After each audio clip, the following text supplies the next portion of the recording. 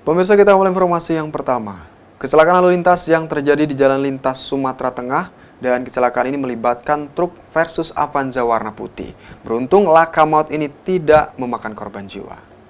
Kecelakaan lalu lintas di Jalan Sumatera Tengah tak jauh dari SPBU yang baru dibuka, membuat arus lalu lintas macet. Kecelakaan ini terjadi Selasa 15 Februari 2022, sekitar pukul 10.30 waktu Indonesia Barat.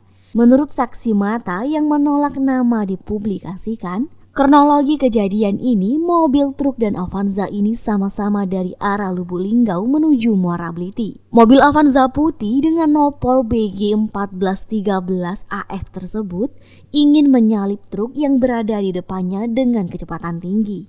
Akibatnya, mobil truk di depannya terbanting ke arah ke kiri. Diketahui dalam keadaan kecelakaan ini tidak ada korban jiwa. Yolanda Monika Putri dan Budi Santoso, Silam Pari TV.